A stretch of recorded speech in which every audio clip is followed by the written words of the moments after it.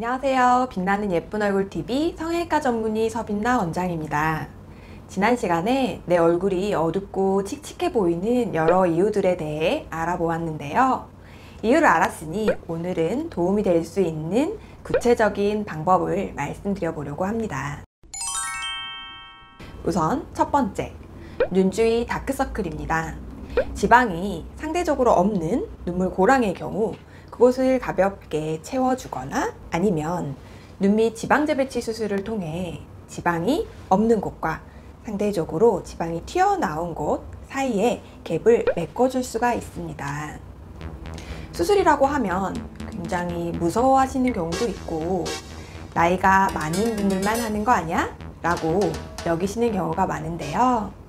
생각보다 20, 30대 젊은 분들도 이러한 다크서클 해결을 위해 많이 선택하는 방법입니다. 또한 피부가 많이 얇아서 혈관이 비쳐 보이는 분들에게는 피부 진피층 두께를 조금이나마 증가시키려는 목적으로 리쥬란과 같은 스킨 부스터 시술이 도움을 드릴 수도 있습니다. 그리고 안 아프고 효과적이면서 비용도 없는, 제가 볼 때마다 저희 환자분들에게 항상 잔소리하는 부분이 한 가지 있는데요. 바로 눈을 안 비비셔야 한다는 점입니다.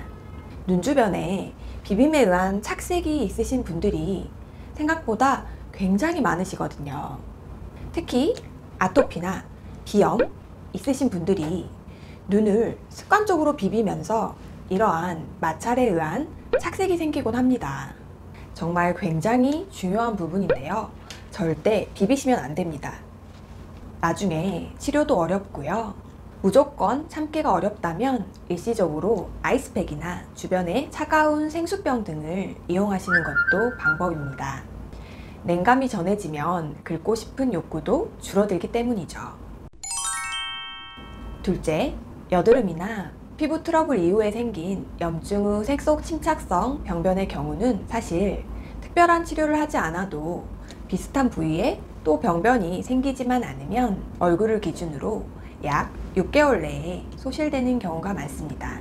하지만 이런 트러블은 꼭 나는 곳에 계속 나게 되고 자외선을 받으면서 더 진해지기 때문에 트러블이 생겼는데 일주일 정도 지나도 점점 심해진다거나 안 좋아지는 것 같다면 가까운 병원에서 진료를 받아서 초기에 조절을 하는 것이 좋고, 자외선의 영향을 받기 때문에 자외선 차단제와 보습에 신경 써주는 것이 매우 중요합니다.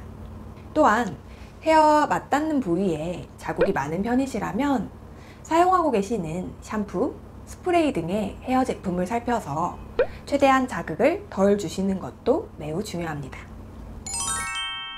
다음으로 코 주위 안경이나 선글라스 등에 의한 눌린 자국입니다. 당연히 안 눌리게 하는 방법을 찾는 것이 중요하신데요. 안경점에 가보니 요즘은 코 받침의 위치가 다양하게 여러 제품들이 나오더라고요.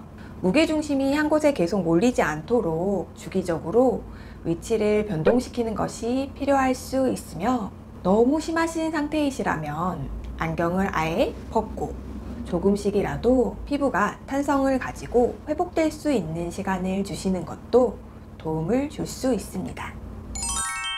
넷째, 피부 각질과 모공 등으로 인한 요철의 경우 각각의 원인 해결이 필요하실 것 같습니다. 각질의 경우라면 홈케어로 가벼운 각질 제거를 한다거나 피부에 보습제를 듬뿍 발라서 각질을 좀 덮어줘서 부각이 덜 되게 하는 방법이 있습니다. 저의 경우 후자 쪽을 굉장히 중시하는 편인데요. 실제로 보습이 잘 돼야 재생도 잘 되기 때문입니다. 모공이나 여드름 흉터가 심하다면 피부에 자극이 되지 않는 선에서 치료를 받는 것도 방법입니다. 마지막으로 잔주름이나 피부 늘어짐, 피부 이완의 경우에는 리프팅 등에 도움이 될 수 있는데요. 슬프게도 노화를 완전히 막을 수는 없겠죠. 하지만 덜 늦게 아니면 예쁘게 늙어갈 수는 있다고 생각합니다. 실제로 리프팅을 했는데 피부가 환해졌다고 좋아하시는 분들을 보면 저도 참 기분이 좋더라고요. 오늘은 얼굴이 환해지는 방법에 대해 소소한 홈케어부터 좀 더 적극적인 치료까지 내 얼굴이 칙칙한 이유에 대해 여러 해결책을 알아보는 시간을 가져보았는데요. 우리가 행하는 사소한 이런 노력들과 함께 즐겁고 긍정적인 마음도 굉장히 중요할 것 같다는 생각을 해보며 저도 즐겁게 하루하루를 보내도록 하겠습니다. 감사합니다.